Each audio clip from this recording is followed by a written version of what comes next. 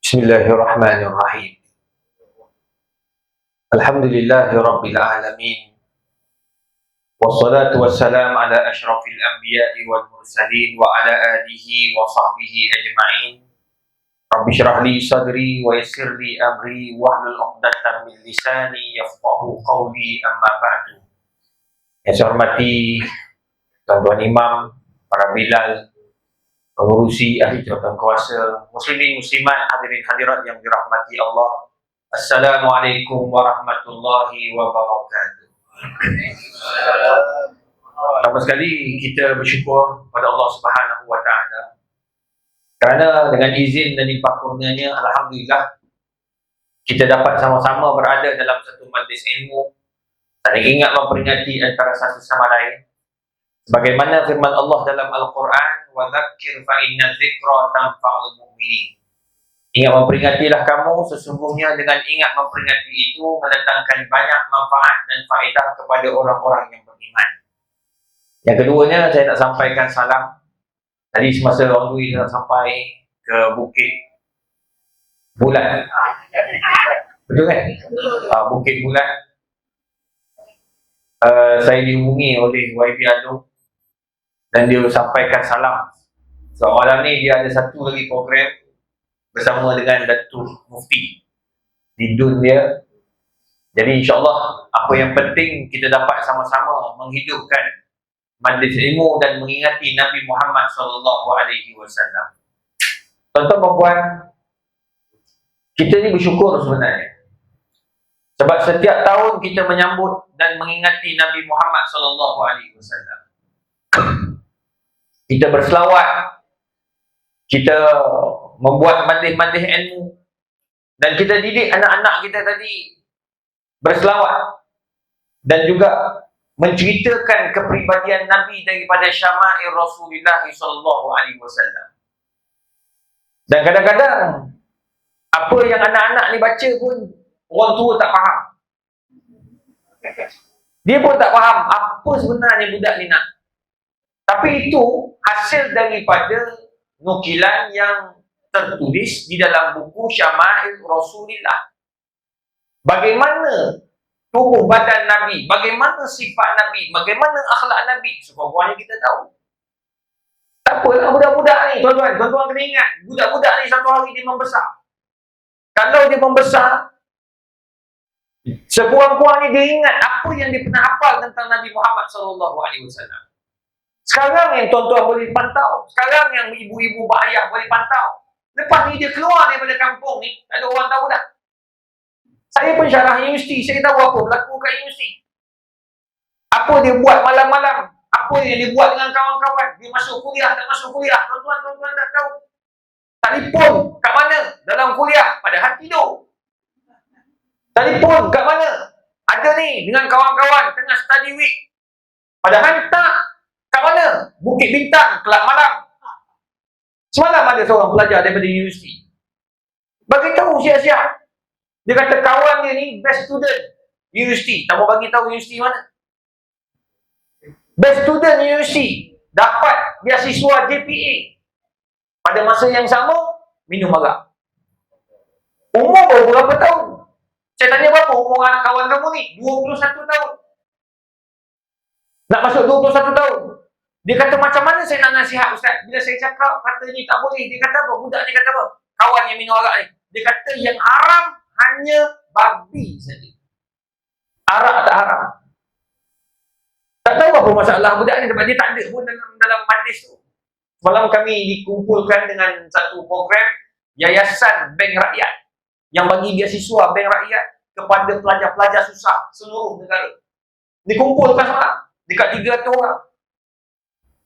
Bila dengar tu, ya Allah, ada budak macam ni. Itu sebabnya tuan-tuan, jangan pandang remeh pada apa yang budak-budak ni buat. Biarlah dia hafal. Biarlah dia datang masjid, dia tak semayang pun tak apa. Sekurang-kurangnya dia nampak bagaimana suasana hidup dalam masjid dan rumah Allah. Sebenarnya inilah langkah-langkah yang Yahudi nak.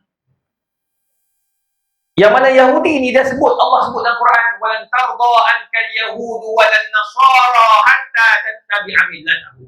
Musuh Islam dia takkan duduk diam. Yahudi, Nasrani dia takkan duduk diam. Dia akan fikir macam mana nak jatuhkan orang Islam.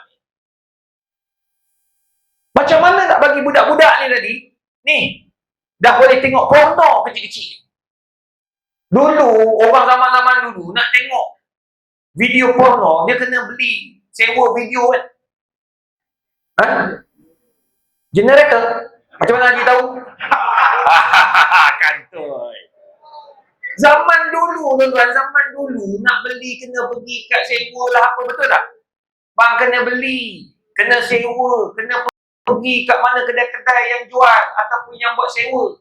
Sekarang, tuan-tuan ni, gadget ni dah kena bagi anak-anak.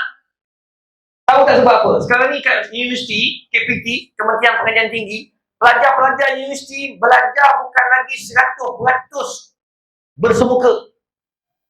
Kami diminta, ni pensyarah, diminta untuk mengajar 60% bersemuka macam ni, ramai-ramai datang ni. 40% online. Online. Jadi tuan-tuan, puan-puan, nak tak nak kena belikan di orang ni gadget. Internet kena ada. Bang, tekan nak. Dia buka Quran. Alah, kau cuba buka tengok.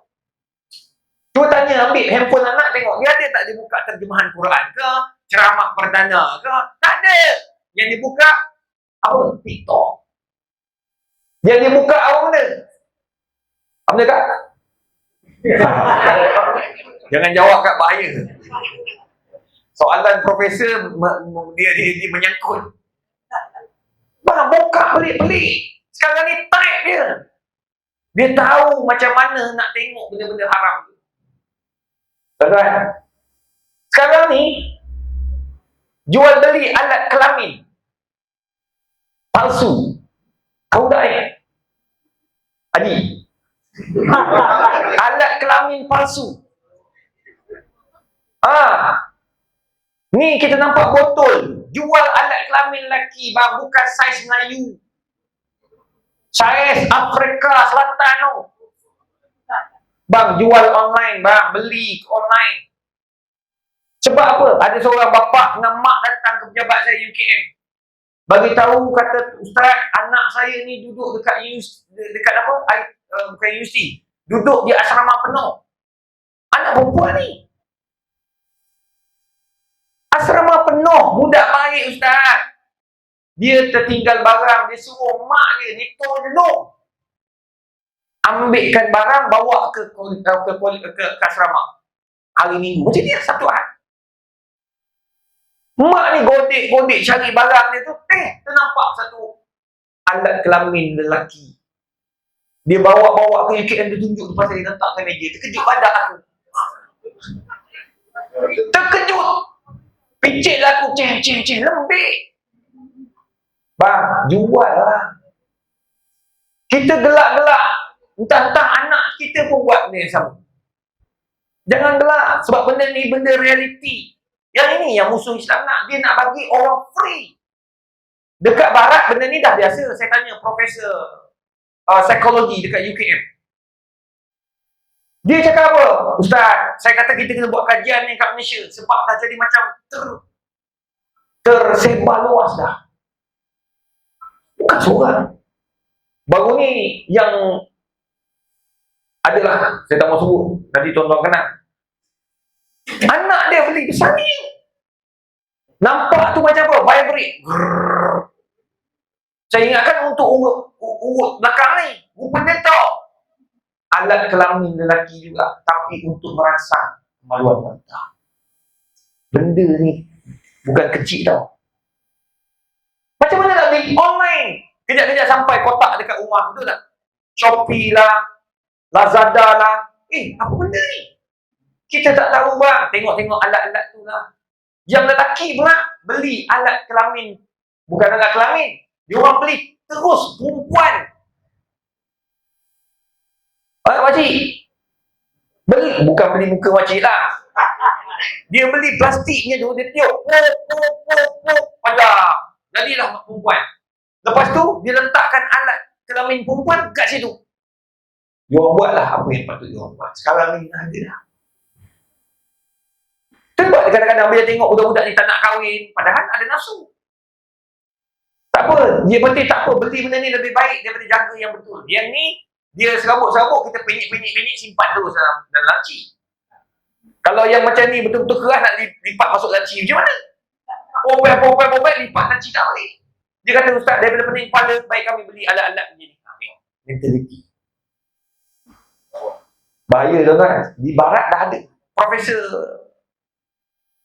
Mi, saya panggil Prof Mi. Prof Mi ni cakap, dia pakar psikologi. Dia kata, Ustaz, dekat barat dah biasa, Ustaz. Umur 18 tahun kau nak buat apa kau buat. Bukan setakat tu nak tidur lelaki boleh. Sekarang ni, Yahudi, Nasrani, musuh-musuh Islam yang tak suka pada Islam bina arah. Hatta tattabi'a millatahum, agar kita jadi macam dia orang. Jadi itu sebabnya kita kena ingat benda-benda ni dah mula ada. Macam kita pergi ni mesti sekolah, cuti sekolah ni.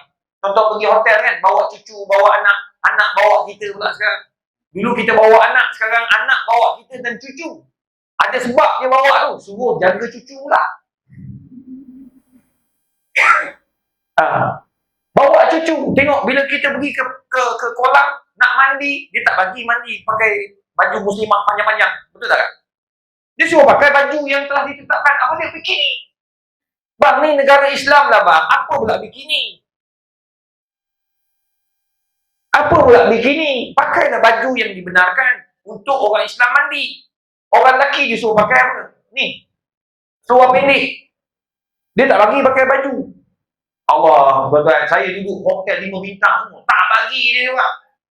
Padahal kita ni pergi mesyuarat tau. Mesyuarat halal lah, mesyuarat apa ni, fatwa lah. Nak mandi, bawa masa tu anak kecil-kecil dah suruh mandi. Dia suruh kita buka baju. Saya kata, Allah tahu siapa saya. Saya ustaz. Tak boleh, ustaz pun kena buka. Amboi, kau ajar. Dekat Melaka tu, gelak-gelak. Melaka tu, bandar Melaka tu. Awal lah, kan dah kena. Yang cakap pula orang Melayu. Saya masuk pergi jumpa. Jumpa-jumpa, pengarah dia tu, pengurus dia tu, orang India. Orang India, bukan Islam. Budak ni, budak Melayu muda lah. Dia yang tak bagi sebab dia ikut arahan. Dia tulis di situ. Mandi mesti pakai baju seluar dalam atau bikini. Orang perempuan. Saya pun kata, Tuan, saya bukan tak mau pakai. Saya tak boleh pakai. Saya orang Islam. This is our country. Muslim country. You kena faham. You pun rakyat Malaysia. You mesti tahu culture Malaysia. Ni bukan dekat UK. Bukan dekat Amerika. Jadi bila dia pakai kita, you nak suruh isteri saya main dengan anak kat bawah mandi. You nak suruh isteri saya pakai bikini. Come on lah. I ustaz. Saya pun tunjuk Instagram saya, Facebook saya. Ni, saya ada Instagram, Facebook dekat 1 juta. Masa tu dekat 1 juta, sekarang lebih lah. Saya kata ni kalau I letak ni, video viral, apa nak jadi? Oh, saya rasa ini silap. Dia pun keluar, dia marah budak tu. Awak tahu, dia ustaz, bagi dia mandi. Isteri dia, biar dia mandi. Isteri saya pun nampak terjun. Bila terjun, orang keliling ni, yang pakai makcik-makcik, pakai tudung, semua orang terjun. Rupanya makcik-makcik ni daripada Singapura. Dia orang tak boleh mandi juga. Bila saya dah buka jalan, dia orang semua terjun. Tengah mandi, dia kata, masih ustaz. Sebab ustaz lah, kami boleh mandi. Kau tak tengok cucu mandi dengan anak mandi. Bang, apa gitu bang? Yahudi dia tak tahu. Kita berselawat lah macam mana pun, tapi akhirnya kita akan ikut cara hidup dia. Betul tak? Selawat bukan main. Tu imam lagi. Tengok-tengok mandi pakai spender. Apa cerita? Tak mandi bayar hotel 700 satu malam. 700 satu malam. Nak tak nak memang kena. Dia kata rugi, mandilah juga tuan-tuan. Makan. Makanan dia urus. Kadang-kadang hotel tu 5 bintang tapi tak ada segi halal. Kita makan juga. Makan. Sebab apa makan? Sebab kita bayar. Berani kita tak makan. Saya pergi Korea mesyuarat halal. Pagi saya tak makan tengah hari. Kat makan kat situ cari tempat lain. Sebab tak halal. Korea macam makanan tak halal. Saya turun bawah hotel 5 bintang. Saya pergi mesyuarat sekali dengan Jakib. Turun bawah. Sebab makan pagi. Sarapan ni selalu ni roti, betul tak? Roti, telur, apa semua. Turun, saya nak makan roti lah. Sampai makan roti pun saya teringat, tak boleh. Roti luar negara, dia tak macam roti kat Malaysia. Roti luar negara, roti ni dia boleh bubur wine, arak. Kalau di Brazil, ataupun di belah-belah Europe, dia letak, dia bagi wak daripada lemak khinzir. Yang masak ni, yang buat lemak khinzir ni, siapa dia? Yang buat roti lemak khinzir ni? Chef terkenal dekat sebuah televisyen. Dia belajar buat roti dekat Brazil. 2 tahun buat roti, dia kata, Ustaz. Nak bagi sedap ni, saya bakar lemak tu dalam oven. Oven tu gasak, ambil roti, letak. Tak campur dengan babi pun. Tapi wak babi, bau aroma babi. Tengok. Oh, saya teringat tu tak makan. Nak makan telur je lah. Ambil pinggan telur okey lah kan. Telur takkan ada masak dengan lemak lain. Ambil telur, letak telur atas pinggan, tepi telur. Daging babi hancur. Terus tak lalu dah sebab pinggan bercampur. Kalau saya nak pakai mazhab lain, saya boleh je. Maknanya tak apa, tak payah nak sama apa semua. Tapi saya pegang mazhab Syafi'i, saya kata tak apalah, baik aku makan biskut daripada aku makan yang mewas-waskan aku.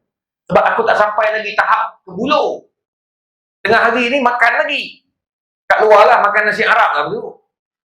Bayangkan pergi Korea makan nasi Arab kan pening tu. Itu dia yang selamat, yang lain aku tak selamat. Sebab sana dia tak ada sijil halal macam kita. Sana dia tulis situ Muslim friendly. Sesuai untuk orang Islam. Maksud Muslim friendly ni tak ada babi je. Tapi bila masuk, arak penuh. Yang masak tu tatu daripada atas kepala sampai bawah. Bayangkan, tekak kembang terus. Saya jaga halal tu. Tak lalu saya. Baik aku datang Melaka ni, kalau gajah. Makan apa yang ada, memang puas hati. Tapi tuan-tuan, ini yang musuh Islam. So, kalau kita benar sayang Nabi SAW, apa yang kita kena buat? Kita kena jaga 3 perkara. Pertama, kita kena ikut apa yang Nabi SAW ajar, iaitu husnul tadbir. Kita ni kena tahu macam mana nak belajar ilmu pentadbiran. Nabi bukan ajar Quran saja tau.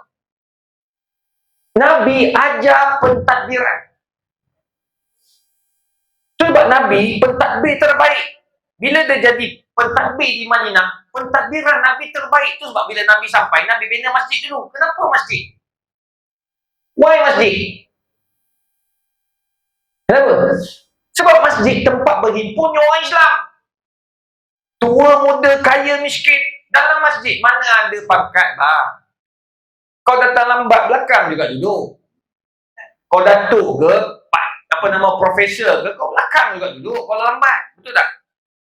Tapi tuan-tuan, itulah realiti masjid. Dan Nabi bina tu, Nabi nak bagi orang 2 kepala yang berbeza untuk berkenal-kenalan.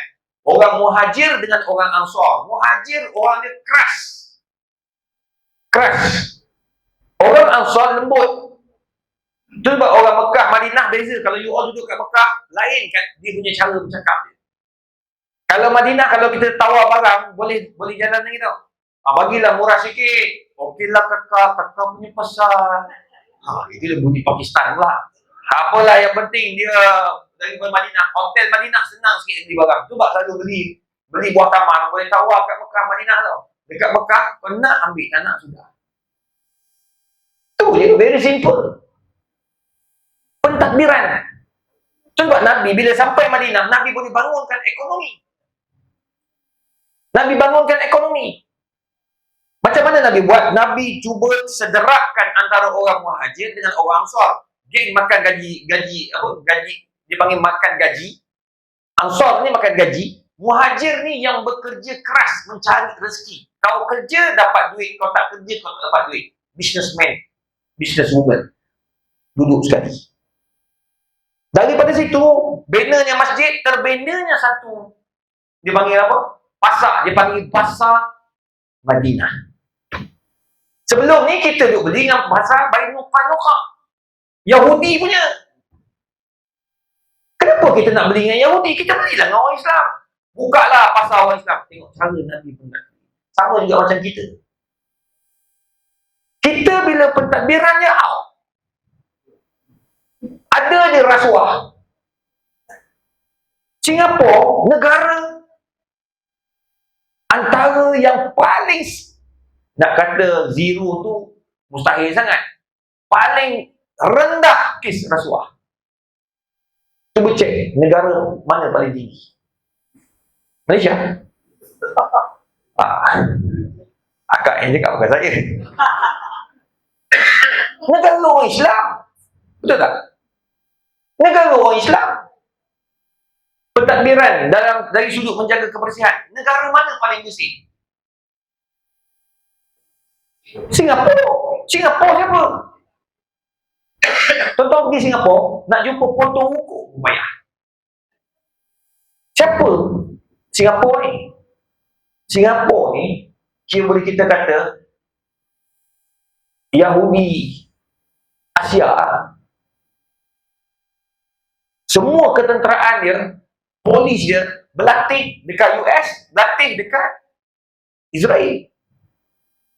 Saya pernah bawa jemaah pergi Palestin. Dia punya seorang orang Singapura tu 5 minit, orang lain semua kena tahan sejam. Saya 4 jam. Dia masih 5 minit, cucuk saya pasport, keluar terus. Kenapa macam cepat? Dalam bas saya tanya, Kak Dipah, saya bayang Kak Dipah, kenapa Kak Dipah boleh cepat keluar? Kak Dipah ni kerja apa? Dia pusnya lama tu, Ustaz, saya sebenarnya Ketua Siasatan Jenayah Singapura. Israel ni tempat kami datang selalu. US tu tempat kami pergi selalu. New Zealand tempat kami pergi selalu. Tempat kami berlatih 3 negara ni. Banyaknya di Tel Aviv. Berlatih ketenteraan dekat US. Jadi kami kat sini tak ada masalah. Nampak tak? Tengok tuan-tuan. Tuan-tuan kata Yahudi macam-macam pun, tu negara dia bersih. Tu Singapura tu, yang ikut teknologi dia bersih. Bersih. Sampai kat kita je, alamak out. Pasar malam je tak dapat jaga kebersihan. Semalam saya lalu kawasan pasar malam. Allah. Geram betul saya nak ambil video. Tapi saya tak nak ambil. Kalau saya ambil, saya upload, malu negara kita kat dunia. Saya kata, alah, aku nak cakap macam mana? Saya cakap macam ni ya. Penuh sampah betul kamu. Dia kata, Ustaz, biasalah. Lepas pasar malam. Ni aku nak ajar kau. Kau pergi dekat Seoul, Korea. Kau duduk hotel tengah-tengah bandar. Apa nama hotel saya duduk 5 bintang. Kau turun bawah tu pasar malam sepanjang-panjang jalan. Pasar malam yang international datang. Bang, saya je suka berjalan. Jalan beli tak. Beli tak dalam pasar tu, dalam pasar malam tu macam-macam. Jual barang tradisional, barang antarabangsa, barang fake, barang makanan babi berabur lah jual. Kalau ikutkan bau, lekat juga lah bau. Tapi tak payah sama. Tak ada pula bau babi kita sama. Tak ada. Saya lalu. Balik pukul apa? Pukul 12.15. Saya balik ke hotel. Berjalan jauh. Panjang tu kan. Masa pergi orang macam ni. Pukul 12 tak ada orang. Tuan-tuan tahu tak? Satu sampah tak jumpa. Dia orang kumpul dalam satu plastik. Kumpul satu tempat. Satu kumpul. Dia semua teratur. Sebab apa? Sebab mentaliti. Kalau kita kata, oh lepas pasar malam. Dia orang bukan pasar malam. Kau setakat pasar malam, kampung Bukit Bulat je. Ini pasar malam, dunia datang. Kat situ orang putih ada, orang Korea ada, orang Jepun ada. Bang, boleh jaga kebersihan. Di mana kita? Tu pentadbir husnul tadbir. Sebab masjid kena tunjukkan contoh pentadbiran yang baik. Tuan-tuan beruntung sebab dapat Exco YB yang jenis fikir nak bantu masjid-masjid hidup. Dia buat semua program, dia bagi duit. Dia carikan dana. Tuan-tuan tak payah fikir. AJK tak payah fikir nak cari dana banyak-banyak. Telefon YB cari je. Sebab YB jiwa dia minat kepada agama. Pemimpin ESCO tu pula minat pada agama. Tak apa, saya carikan duit. Tuan-tuan dah dapat. Apa yang kena buat? Fikir apa yang nak buat jadi impak dia besar. Nampak tak? Contoh malam ni program. Berapa banyak banner dia? Saya datang dari Kuala Lumpur tau. Siapa yang buat program ni? Contoh. Banner berapa banyak? Husnul Tadbir. Come on brother. Kita buat program. Buat betul-betul. Cabang 4 letaklah gambar banner aku. Muka aku handsome boleh jual brother. Saya pergi ke Subuyau. Saya sampai kapal terbang. Kereta datang ambil. Daripada airport sampai Subuyau. Subuyau ni kampung tuan-tuan. Bukannya kampung Bukit Bulat. Kampung. Sebab dia hanya petani. Orang petani dan nelayan. Lepas tu orang kampung. Tuan-tuan tahu tak yang datang berapa ramai? 4,000 orang. Satu jam lagi setengah jam nak sampai Subuyau. Banner penuh. Orang kampung datang lah. Sebab kita datang jauh. AJK lapor lah sikit. Bila orang datang, kau kutip duit masuk. Takkanlah, ini satu kerugian. Poster kerugian, mana kau belajar. Ini dia panggil pelaburan, tuan-tuan. Saya cakap sebab saya pusing banyak negara, tuan-tuan. Banyak negeri. Saya belajar. Panggil Ustaz Wadi. Dia tanya berapa banyak banner dia letak. Tanya Ustaz Zahar datang, berapa banyak banner. Saya juga bantu untuk menguruskan Ustaz Somad datang. Dia tanya, banner berapa banyak. Biar orang tahu. Kalau orang tak tahu, siapa tahu? Kalau saya datang sini, orang dapat tahu, Ustaz Zahar datang, panggil pergi masjid tepi pula. Bang, kan dah rugi masa saya. Jadual saya penuh sampai Ramadan tahun depan. Bagi selit-selit ni atas dasar apa? Sahabat. Itu sebabnya tuan-tuan, husnul tadbir. Macam mana nak tarik budak-budak muda? Budak-budak muda ni kena pandai. Buat program, tarik, buat forum. Tu benda-benda macam ni tuan-tuan. Kita kena tahu macam mana kita nak buat. Nabi buat yang terbaik. Itu sebabnya Yahudi dia nak kita ni lemah dalam pentadbiran dia. Sebab dia pelekeh je. Negara-negara OIC. Dia ada dalam OIC. Tuan-tuan tak tengok macam mana dia bentang dalam OIC. OIC pula apa nama? PBB. OIC, orang Islam. Dalam PBB, sakit hati tuan-tuan, tak boleh terima cara dia cakap. Dia kata bad countries, ayat-ayat dia kurang ajar. Tuan-tuan, saya tercabar bila tengok macam ni. Memang Yahudi memang nak betul. Sebab dia pelekeh kita. Statistik ada, negara paling teruk bertelagah orang Islam. Statistik dia orang ada tau. Dia orang tak cakap kosong, dia orang ada fakta. Sebab jurnal-jurnal kita semua antarabangsa. Saya tulis jurnal. Artikel saya lebih 100 artikel antarabangsa punya jurnal. Tuan-tuan tahu, jurnal-jurnal ni semuanya Yahudi boleh akses. Tak payah Yahudi, tuan-tuan boleh akses. Baik, Dr. Muhammad Izhar Arif, tengok berapa banyak jurnal saya, artikel saya. Semua orang putih boleh baca. Dia cite. Tuan-tuan, dia tahu data negara kita. Kalau setakat nak buat untuk dalam kampung, dia tak mau. Dia nak untuk negara. Macam saya buat kajian untuk Malaysia. Dia nak. Dia orang nak sebab dia nak data tu. Sebab kita orang tak boleh cakap kosong-kosong, kena ada data. Sampai dia orang tahu. Itu dia tahu kadar rasuah paling tinggi kat mana. Negara paling banyak rasuah mana. Negara pemimpin paling korup. Semua dia boleh sebut. Hujung Malaysia tak sampai cakap tu. Sebab kita kena jaga. Tuan-tuan membuat. Itu yang pertama. Husnul tadbir. Macam mana nak husnul tadbir? Ataupun pentadbiran yang bagus daripada kalangan orang Islam. Nombor 2. Ini penting.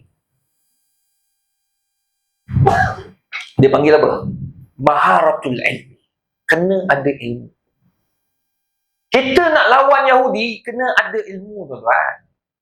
Nabi pertama sekali yang Nabi tekankan, ayat pertama turun surah apa? Iqra. Iqra bismi rabbikal ladzi khalaq, khalaqal insana min 'alaq. Turun ayat. Dia kata, bacalah dengan nama Tuhan. Padahal Nabi tak boleh baca. Kenapa dia beritahu tu? Iqra bismi rabbikal ladzi khalaq, khalaqal insana min 'alaq. Allah ceritakan tentang sains pula kat situ. Nak bagi tahu kat kita, ilmu sangat penting. You nak jadi pentadbir yang hebat, you nak jadi khalifah yang hebat, pemimpin yang hebat, you kena ada ilmu. You tak boleh cakap kosong. Ilmu. Sebab kita kena bangunkan anak-anak kita dengan ilmu. Yahudi, dia boleh masuk dalam negara-negara seluruh dunia ni, tuan-tuan. Ilmu.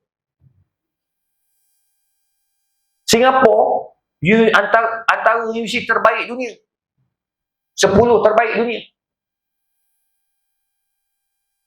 Nak bagi tahu tu. Profesor-profesor dia, berapa ramai Yahudi dekat US. Kawan saya buat tentang apa? Tentang sejarah Islam. Siapa dia punya penyedia? Profesor Yahudi. I'm Jewish. Yahudi. Dia pula yang tetapkan, I tak nak kajian ni. You buat kajian ni. Kajiannya nampak. Dia kata apa? Okey, kawan saya tu dia buat tentang pentadbiran, dipanggil teori pentadbiran Umar bin Khattab dalam pembangunan ekonomi. Ayat dia bagus kan? Teori pembangunan Umar Khattab. PhD dia kena hasilkan teori baru. So dia buatlah satu teori tentang Umar bin Khattab ni. Yang positif lah maknanya. Apa yang hebat yang kita boleh keluarkan daripada pentadbiran Umar ni? Apa benda yang hebat sampai ekonomi dia hebat? Zaman tu sampai dia cukai zaman dia. Cukai tanah, cukai, macam-macam cukai zaman dia. Kita sekarang ni pakai cukai kan? Ada LHDN, ada cukai tanah, ada. Semua tu balik kepada asas yang dibuat oleh zaman Umar bin Khattab. Jadi dia nak buat lah. Tuan-tuan tahu Yahudi kata, brother, benda ni awak dah buat ramai. I can read from kitab-kitab lama, turas. The old books. Dia boleh baca daripada kitab-kitab lama. But now, I nak benda yang baru. Apakah teori yang teori-teori yang lemah? Kelemahan-kelemahan Umar bin Khattab. Dia suruh kaji apa yang lemah dalam pentadbiran Umar bin Khattab. Mana boleh? Tengok Yahudi. Ni US. Kawan saya ni fail. Dia fail kan. Dia kena bayar dengan JPA sebab dia dihantar oleh JPA. Tapi Alhamdulillah, dia kata, walaupun aku fail, tapi Allah tu maha kaya, aku dapat PhD di Universiti Pertempatan dan aku Profesor B. Alhamdulillah, pencen dia pun Jusabi. Okey lah. Sempat jadi ketua jabatan, sempat jadi dekan apa semua. Tapi nak kata, dia berdepan dengan Yahudi. The real Yahudi. Matilah Yahudi tu.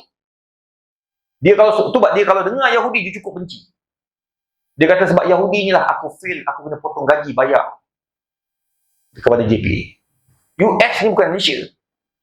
Tapi tuan-tuan dan puan, itulah Yahudi. Dia mencari perkembangan ilmu. Kita lemah. Baru ni saya jumpa dengan trafik. Saya pergi ceramah dekat PDRM, bahagian trafik.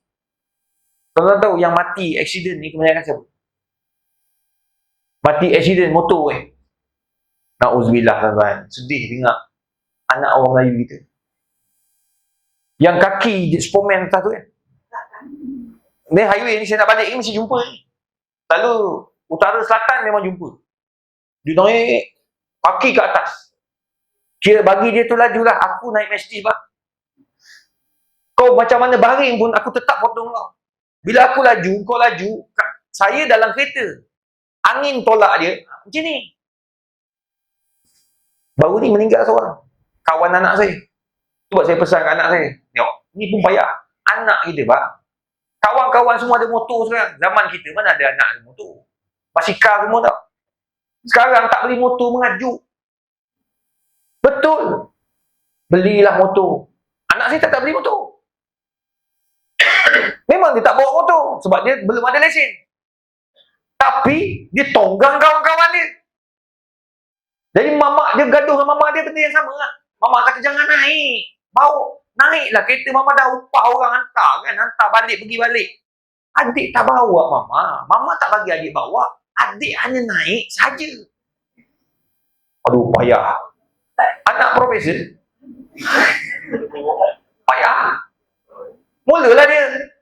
Dia pandai konang tau, konang. Dia konang tak baring tu. Aduh, pening aku. Baru ni meninggal. Kawan dia meninggal sebab apa? Sebab dia berlomba sama-sama dia. 5-6 orang tu. Kawan yang tak accident ni, 4 orang lagi ni. Ceritalah macam mana jatuh. Dia Superman. Lepas tu kaki dia terjatuh tu. Dia terkena jalan tar. Tengah laju. Bila jatuh dia sakit. Tak balance. Langgar divider. Berpusing atas divider. Arwah kat situ. Saya pesan ada adik tengok. Itu bapa tak bagi bawa motor macam tu. Laju. Adik dah bawa. Kawan adik yang bawa. Lagilah aku takut. Tapi bang, itulah budak-budak zaman sekarang. Kenapa? Macam tu lah. Macam tu lah. Budak-budak. Saya tu bak iman tak boleh diwarisi. Kita nak tegur macam mana pun anak-anak kita. Tu bak yang belah-belah saya kata. Adik semayang dah. Saya nak tegurnya. Saya sedih dengan kadang-kadang nak marah. Dia tak boleh marah. Adik semayang tu. Dah. Okay, baca Quran. Baca Quran dengan saya. Tenang dulu. Saya kata, ya Allah, aku dah ajar dia Quran. Aku dah ajar dia agama. Aku dah ajar dia adab. Aku dah ajar segala-galanya, Allah. Aku serah padamu, ya Allah. Itulah kita boleh buat. Betul? Apa yang kita boleh buat? Sebab hati tu Allah punya. Sebab kita doa, ya muqallibal qulub, tsabbitna 'alal iman. Wahai Tuhan yang membolak-balikkan hati, kekalkan kami dalam iman. Sama juga anak-anak. Yo, saya sedih bila pergi tu. Bidar M beritahu kan. Yang aksiden ramai mati Ustaz, motor-motor budak-budak. Semua budak-budak Melayu kita. Dadah budak-budak Melayu kita. Dadah. Tapi yang menarik masa saya bincang dengan timbalan ketua pengarah IADK tu, anti dadah negara. Dia kata apa? Ustaz, 3 tempat yang kita kenal pasti ramai anak muda kita terlibat dadah. Pertama Felda. Kawasan-kawasan Felda. Yang dalam tau, yang luar okey. Dia yang Felda dalam. Ini masjid mati. Nombor 2, nelayan, perkampungan nelayan. Minta maaf kan ni. Ini data AADK. Bukan saya cakap ni, dia orang cakap sebab saya nak forum, saya kena dapatkan data. Saya kena tengok data AADK. Dia kata, Ustaz, tu perkampungan nelayan. Sebab dia orang ni bapak tak jarang ada, anak ni bertibaran. Lepas tu dadah mula masuk, geng-geng bawa jual dadah ni banyak kat situ. Aduh, risau saya. Orang Melayu tu situ. Majoriti Melayu. Nombor 3, rumah-rumah ni PPRT. Flat-flat kos rendah. PPRT. Ni banyak di bandar. 3 tempat ni Ustaz, kita kena kuatkan lagi masjid. Kita pula buat kajian. Kawan-kawan saya buat kajian. 3 tempat ni masjid memang mati. Ceramah kuliah bulanan ada 5 orang. 5 orang ni pun duduk di balik tiang, maka tak ada. Tiang-tiang yang dirahmati Allah. Tiang-tiang adalah. Ni masalah kalau tiang banyak. Bagus tuan-tuan ni tak ada tiang. Nampak manusia. Kau tak 5 orang celah tiang yang tu, baring kat tiang, yang tu duduk kat, hilang tu. Penceramah duduk di antara tiang-tiang. Terus tak nampak mana. Tuan, mana? Keluar kepala ni. Tuan, ilmu. Sekarang ni tuan-tuan tahu tak? Disebabkan ilmu, Yahudi keluarkan daging makmal. Ni, Presiden, Perdana Menteri, siapa nama tu? Perdana Menteri Yahudi tu. Benjamin Netanyahu. Binatang Yahoo tu. Geram betul. Aku memang tak boleh belah. Minta maaf lah. Ni Lofa terus halalkan darah dia. Sakit hati tu. Dia bunuh orang dahsyat tuan. Saya kalau boleh dibenarkan oleh kerajaan, saya pergi. Saya letak nama nak pergi. Tapi aku nak kena pergi belajar menembak juga. Pistol pun aku tak nak pegang. Kan? Budak-budak kita jangan. Kita jihad. Bagi pistol kau tembak merata. Tapi itulah tuan-tuan. Kalau diberi peluang memang nak pergi. Tapi apa kita mampu? Teknologi dia orang tu.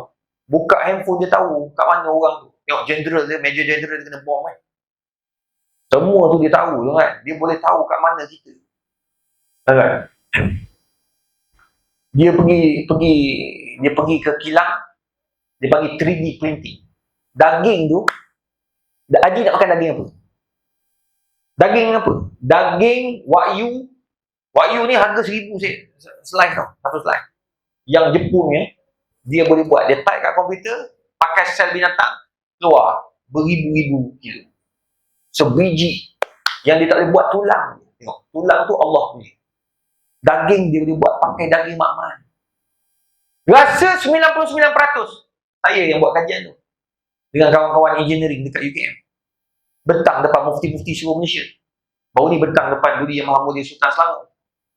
Ada kena baiki sikit, baru hukum akan keluar. Negeri Selangor, wilayah Persekutuan dah keluar fatwa. Pahang dah keluar fatwa. Datuk Seri Abdul Rahman dah keluarkan fatwa. Sarawak akan keluarkan masa dekat ni. Saya pergi bentang. Melaka, Datuk Mufti dah minta suruh tu saya pergi bentang. Cuma tak kena time. Time saya free, Datuk Mufti tak free. Time Datuk Mufti free, saya pula tak free. Jadi Datuk Mufti kata kita tengok time yang sesuai. Tuan-tuan, Yahudi dah keluar lah. Singapura sekarang ni jual daging nugget ayam.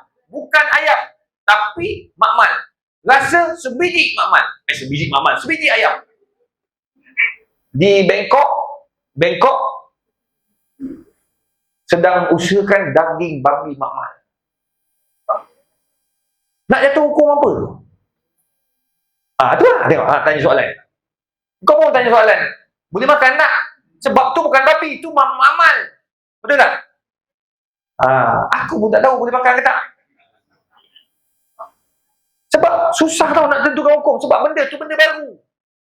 Yahudi dia tahu orang Islam tak boleh makan babi. So dia buatlah sesuatu. Macam mana nak bagi satu hari nanti kita boleh makan babi tapi bukan babi. Dia akan fikir semua tu. Dia nak tu buat. Allah bagi tahu. Hatta tetapi amin dia tahu. Sampai kita ikut gaya hidup dia. Arak. Dulu arak minum mabuk. Sekarang dia buat arak tak ada alkohol. Rasa arak kau minumlah banyak mana pun dia takkan rasa arak. Dia takkan mabuk pula. Tengok dia orang. Itu dipanggil non-alkoholik. Fatwa kita jelas. Kalau non-alkoholik tu, air tu datang daripada syarikat arak tu sendiri, tak boleh. Sebab dia hanya pembuatan yang sama, dia keluarkan alkohol. Tapi rasa sebiji. Kilang, barangnya sama, arak. Tapi kalau daripada syarikat lain, dia buat rasa arak. Tetapi bukan arak. Tak ada alkohol. Dia panggil non-alcoholic drink. Itu boleh minum. Sebab dia bukan arak. Memang bukan arak. Macam tongkat Ali lah. Tongkat Ali yang tuan-tuan minum tu, betul ke tongkat Ali? Minum? Tuan-tuan minum betul ke dot tongkat Ali? Saya pena halal tuan-tuan. Tapi saya orang Mardi. Pengarah bahagian kajian ni, Mardi. Saya tanya, betul ke tongkat Ali? Ustaz, itu semua tu ekstrak. Kita buka 100 ekar tanah, hutan, nak jumpa satu tongkat Ali pun payah. Habis saya kata yang banyak dalam minuman tu, itu campur selaka. Harun ada, tongkat Ali ada, tongkat Harun ada, tongkat Fatimah, semua ekstrak tu yang bila kita minum, buah pinggang kita arah. Ni kes penyakit buah pinggang, tuan tahu apa? Daripada sampai tahun 2023. Baru saya letak dekat Muzakarah Fatwa di Kedah. 59,600 lebih pesakit buah pinggang di Malaysia. Macam mana? Buah pinggang. Makanan, minuman, dia orang tak kisah. Tapi bila tuan-tuan pergi ke Israel, tuan-tuan tak nampak pun orang Israel isap rokok. Tak nampak. Kita tak pergi Israel, kita pergi Palestin. Tapi mesti lalu kawasan Israel. Yang Israel pegang, bang, tak nampak isap rokok. Kita Kawasan masjid isap rokok, itu memang tak boleh belah. Aku tak kisah YB ke, kawan YB ke, siapa pun, kalau dia isap depan saya, kau jaga. Dalam kawasan masjid, luar masjid aku tak kisah. Semua kenal. Semua hari tu, sebab saya pegang mazhab yang haram. Sebab saya buat kajian tentang perubatan, sains perubatan, fik makanan, fik perubatan. Orang yang isap rokok macam mana buat apa ni, buah dada pula, apa? Ni, paru-paru dia. Orang perempuan jual tak isap rokok. Siapa isap rokok? Suami isap rokok ni, angkat tangan. Angkat tangan, tak payah angkat tangan, orang tahu pula. Pergi hospital, cek bawa ni, paru-paru. Ada masalah. Tetap dia panggil perokok pasif. Itu sebabnya Tan Sri Dr. Hisham, baru ni saya ada satu majlis, satu meja dengan dia tepi saya. Saya mengenai Tan Sri, dia kata dia haramkan vape. Dia pegang haramkan vape. Sebab vape ni memanglah sekarang tak ada nikotin. Tapi budak-budak dia pandai, dia yang bubuk nikotin. Budak jalan 6 sekarang dah hisap vape. Kalau kata boleh hisap vape, hanya kerana nak cukai, dia tak setuju. Tengok. Kita boleh vape tu kita tambah. Kita boleh bubuh dadah, kita bubuh macam-macam. Kau boleh bubuh lah, jadilah. Tu habis. Hisap. Rokok lagi diharamkan. Kita Yahudi pelabur terbesar, tuan-tuan. Sebab ilmu penting, tuan-tuan kena tahu sejarah ni. Rokok ni mana datang. Saya satu hari tu saya pergi ceramah macam ni. Tapi masjid tu besar lagi. Oh ni budak-budak ni. Budak-budak muda. Masa tu dekat masjid tu dekat dengan universiti. Orang kampung lagi, orang tu penuh lagi. Masjid lagi ni. Sini. Jadi saya tengah kuliah lagi 5 minit nak habis. Nak wrap up ni, last ni. Nampak ada orang pakai jubah dengan pakai baju Melayu. Keluar lampu, keluar cahaya. Api. Saya pun tengok. Budak-budak semua tengok ni. Oh, budak-budak muda tengok. Saya kata, isap rokok ni. Mic kat sini. Ni. Isap rokok ni. Siapa suruh isap rokok dalam kawasan masjid? Keluar! Saya halau macam tu. Aku lupa aku bukan mic. Keluar kawasan masjid. Tolonglah hormat sikit. Saya report jabatan agama ni. Aku sebut ke tu. Yang kadang minta maaf. Dia pun jalan keluar daripada masjid tu. Ada lampu, ada tiang lampu. Dia isap bawah tiang lampu. Luar masjid tak ada masalah. Kau nak isap berapa banyak, kau lantak kau lah. Jangan kawasan masjid. Sebab kita dah tengok Yahudi tak bagi isap dalam kawasan rumah ibadat dia. Lepas tu saya dah halau keluar tu, habis mayang saya semayang. Jadi habis menjamah saya imam. Semua pengurusi masjid AJK tu salam, ada 4 orang salam, tanya ustaz. Ustaz yang paling berani tegur. Kalau yang kedua, tanya ustaz, ini yang kita mahukan. Kenapa benda pula ni? Salah nombor 2, nombor 3, nombor 4. Nombor 4 saya tak boleh jalan. Sebab dia cakap benda yang sama. Dia kata, ustaz, bagus ustaz. Dah ramai dah tegur ustaz, tak jalan. Ustaz tegur, nampak dia ikut lah ustaz. Bagus lah ustaz. Ini yang baru depan budak-budak muda, biar dia belajar sikit. Dia isap rokok depan orang ramai. Kita tegur depan orang ramai lah. Sebab benda tu tak boleh dalam kawasan masjid. Tuan-tuan, saya pun masa salam ni kata, semua cakap terima kasih. Kenapa? Siapa dia tu? Ustaz, imam satu ustaz. Bila saya sebut jabatan agama tu yang lagi keluar tu. Lepas tu masa makan, dia datang duduk tepi saya lah. Dia kata, ustaz, saya minta maaf ustaz. Jangan report kat mufti lah. Saya kata, saya bukan suka dia report. Sekarang ni saya cerita pun saya tak beritahu kat mana kan. Tak adalah tu. Aku tak cerita, semua aku tak beritahu. Dia takut mufti atau pengarah jabatan agama berbanding takut dengan Allah Ta'ala. Kau isap, kau jadi contoh tak baik tau. Yahudi tak bagi isap depan orang ramai. Kau pergi Singapura, tak boleh isap kedai makan. Dia kena ada smoking area. Kau isap merata-rata, kau kena saman. 500 kau kena saman. Dekat Israel, benda yang sama juga. Lepas tu kau isap kawasan masjid. Tak Yahudi. Itu ilmu. Lepas tu kita nak buat benda ni. Dia minta maaf lah. Kata ustaz saya. Sebab kawasan ni memang dah biasa orang isap ustaz. Kau tahu sebab apa orang isap? Sebab kau isap. Wahai imam. Nak isap boleh imam. Kau isap lah dalam kat mana-mana. Dalam store ke. Kan kau isap seorang-seorang. Orang tak tahu kau isap tak apa. Penceramah ada yang isap. Tapi kita tak tahu pun dia isap. Tapi dalam TV Allah Ta'ala berfirman. Tak apalah. Ada orang tahu. Tak tahu. Yang tahu kawan-kawan rapat je. Sebab dia dah lama, dia pun dalam proses nak insaf, nak taubat, tapi belum sampai tahap lagi. Bagilah, kalau dia kata kalau aku berhenti tu mati aku kan. Jadi tak apalah, kita bagi dia peluang. Tapi dia tahu, saya pakai mazhab yang kata haram. Dia kata tak apa, saya pakai yang makruh. Pulang pada dia lah. Tapi dia tak isyak dalam masjid. Dia isyak seorang-seorang dia. Dalam kereta dia. Lepas tu dia buah minyak wangi. Mulut tu dia komor. Pandai juga dia. Tak apalah. Yang penting, itu hak dia. Kita cuma jangan bagi nampak budak-budak ni tengok dia adik-adik. Kau selawat je kan. Kau jangan ikut pakcik yang isap okok tu. Kau jangan isap okok pun jangan, vape pun jangan. Kau nak isap straw air sudah. Okey lah tu. Yang terakhir tuan-tuan, fastaqim kama umir. Islam ajar istiqamah. Nabi ajar istiqamah. Apa yang tuan-tuan belajar, amalkanlah. Hidupkan masjid bukan untuk malam ni saja. Tiap-tiap hari subuh datanglah, bagi ramai macam ni. Zuhur bagilah ramai. Tak apa Ustaz, sini orang kampung kan. Benda tak ada. Tuan-tuan, semua tu alasan. Kalau kita nak, boleh hidup. Saudi boleh hidup. Walaupun bukan kawasan Mekah. Bukan kawasan Masjid Haram. Luar dia, kat Jeddah, kat Riyadh. Penuh bang. Saya penasihat halal dekat Kuwait. Saya pergi Kuwait pun ni. Mesyuarat kat Kuwait. Penuh orang bang. Semayang zuhur. Sebab dia orang dah culture di masjid tu kena. Jadi kalau kita tak pergi, kita tak istiqamah, rugilah kita. Yahudi baru ni masa dia hantar bom pertama sampai masjid dulu bandai. Ni sekarang ni dia tengah buat apa? Dia macam ni, dia panggil apa? Dia macam ugut. Kalau kacau lagi kami bom hospital dan juga sekolah. Kenapa dia cari hospital? Kenapa dia sekolah? Pertama sekali masjid tu biar jatuh syiar.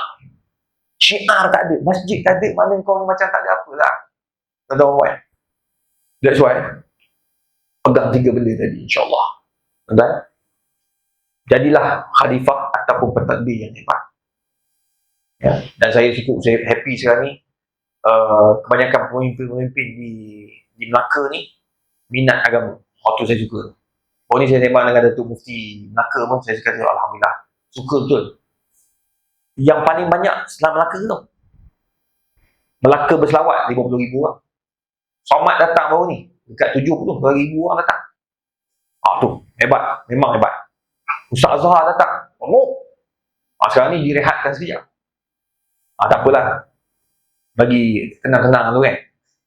Dia boleh datang. Tak ada masalah. Nanti kena hantar apply borang tauliah adalah. Kan? Berapa kali dia datang? Bagi masjid penuh kan? Siang atas bawah. Jadi maknanya boleh. Tak ada masalah. Melaka antara yang berjaya tarik anak-anak muda. Tambah-tambah yang selawat kampung. Sekarang ni dia orang nak buat macam kampung-kampung berselawat. Tu bagus. Buatlah tuan-tuan. Biarlah. Tapi selawat-selawat juga.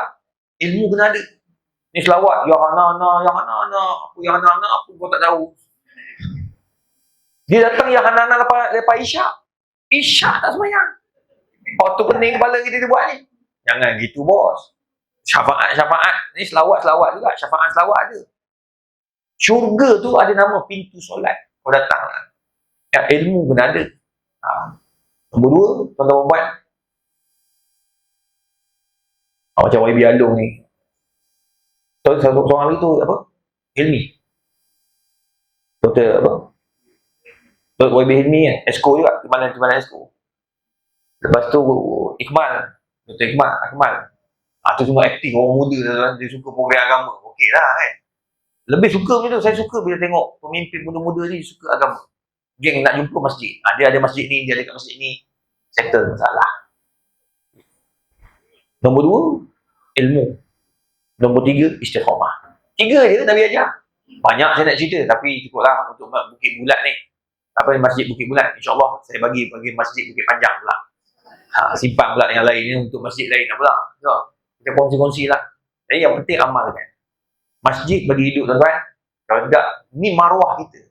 Saya boleh cakap sebab masjid saya, kawasan rumah saya, masjid saya, alhamdulillah, 10 soft. 10 soft. Masjid, 4 kali masjid ni. Subuh, 8 soft. Isyak, 10 soft. Tuan-tuan, saya boleh cakap. Lepas tu kawasan rumah saya juga, semua orang sibuk-sibuk, super sibuk. Ketua polis negeri, ketua-ketua pengarah, semua orang-orang yang super duper sibuk. Pukul 8 dah kena ada kat pejabat sebab akan chair meeting. Dia orang bersempat datang semayang. Bila dia datang, driver pun datang semayang. Driver pun ada yang mula-mula terkejut. Datang semayang. Tu yang dia naik atas, lepas turun-turun, lupa ambil wuduk pun dia semayang tadi. Sebab dia tak pernah ikut, tak pernah semayang benda ni. Bos ni semayang, dia kena semayang lah. Dia datang ambil bos tu daripada rumah, terus singgah semayang, bawa pergi pejabat Putrajaya. Tengok, ni. Bila pemimpin An-Nas ala Dini Khalili, pemimpin kaki masjid, habis anak buah pergi masjid. Driver, dia kata dulu driver bos yang lama, sat kaki kau. Subuh tu main golf dah. Masjid tak tahu ke mana lagi. Yang ni tak zuhur nak pergi masjid, kan asar maghrib nak pergi masjid. Aduh, pening Ustaz. Tu nak bagi tahu pemimpin penting. So, ini maruah kita. Nombor 3 yang terakhir tu istiqamah lah. Teruskan dengan apa yang kita buat. Teruskan. Tadi Haji bagi tahu kata 4 minggu lah. Program selawat buat lah. Terus. Sampailah masuk Ramadan akan datang, insyaAllah. Semoga Allah merahmati kita. Maafkan saya kalau ada salah silap. Kalau ada apa-apa rasa hati tu doa lah Biasalah tuan.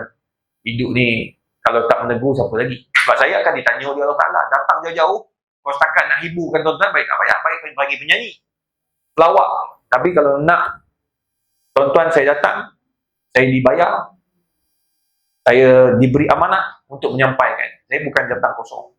So, saya kena study, saya kena kaji, saya kena sampaikan apa yang patut saya sampaikan. Agar saya tak ditanya oleh Allah Subhanahu Wa Ta'ala. Datang kosong, balik pun kosong. So, ingat 3 benda ni. Saya dah cakap 3 kali lah. Kalau tuan-tuan tak aman, tuan-tuan yang akan ditanya oleh Allah. Saya dah settle. Betul tak? Tapi saya doakan tuan-tuan semua masuk syurga lah. Kalau tuan-tuan masuk syurga je, tuan-tuan nampak saya pundah-mundi, mundah-mandi, panggil saya tarik masuk. Saya doa macam tu lah. Sebab saya ni susah masuk syurga. Dia 3 orang yang susah masuk syurga. Pertama, pemimpin. Cukup takut tu. Dia orang ni file tebal. File nak masuk syurga tu banyak. Kena pilih. Kena semak. Nombor 2, ulama. Tu mufti-mufti. Saya dua-dua. Saya pentadbir kat universiti. Kat UKM. Yang pertama saya ada. Nombor 2 pun ada. Di ceramah tu lagi lah. Ceramah depan sultan-sultan hampir semua. Sultan Johor je tak lagi. Yang lain semua dah tahu dah macam mana perangai sultan-sultan yang nak. Kita kena kaji sebelum kita ceramah kat luar. TYT dah tahu dah macam mana apa point yang dia nak. Kita kena kaji sebelum kita pergi ceramah. 2. Tapi kena sampaikan. Nombor 3, orang kaya yang susah masuk juga. Sebab apa orang kaya? Orang kaya ni ramai tak bayar zakat contoh. Macam di sebuah negeri, 1.3 juta patut bayar zakat pada tahun tersebut. Masuk khutbah Jumaat hanya 300,000 je bayar, 1 juta tak bayar. Kau jawab depan Allah Ta'ala. Tu 3 orang. Jadi kalau nampak saya tu, ni dipanggil syafa'atul mukminin. Syafaat orang-orang mukmin dan orang solihah. Kalau nampak dia, panggil saya, tarik masuk. Ustaz lain tu biar dulu, saya dulu. Dalam syurga kita nak kena cepat. Faljatana fasil mutanafisun. Lepas tu baru tarik orang-orang lain. Saya pun begitu, saya nampak tuan-tuan, saya nampak orang geng Bukit Bulat. Ni geng masjid Bukit Bulat, aku tarik dia. Ni kameraman, aku tarik dulu. Dah. Lepas tu, yang tadi, Haji. Lepas tu Tok Imam. Tarik. Lah kali tak ada orang duduk masuk neraka. Itu dipanggil syafaat. Yang buang masuk neraka ni memang teruk sangat, tuan-tuan. Memang sampah dia panggil. Tak boleh dapat syafaat langsung. Nabi pun dia tak kenal. Semayang pun tak pernah. Zakat pun tak pernah. Sokong Yahudi pula. Selamat engkau di akhirat. Itu jawapan. Semoga Allah merahmati kita. Maafkan saya. Jadi apa yang baik daripada Allah, yang kurang daripada saya sendiri. Wabillahi taufiq wal hidayah. Assalamualaikum warahmatullahi wabarakatuh. Auzubillahi Bismillahirrahmanirrahim. Alhamdulillahirabbil alamin wassalatu wassalamu ala Rasulillah wa ala alihi wasahbihi ajmain. Allahumma faqihna fid din wa 'allimna at-ta'wil. Allahumma yassir wa la tu'assir ya mujibad da'wat. Sallallahu ala sayyidina Muhammadin wa ala alihi wasahbihi wasallam. Taqabbalallahu minna wa minkum. Wa qul ya karim.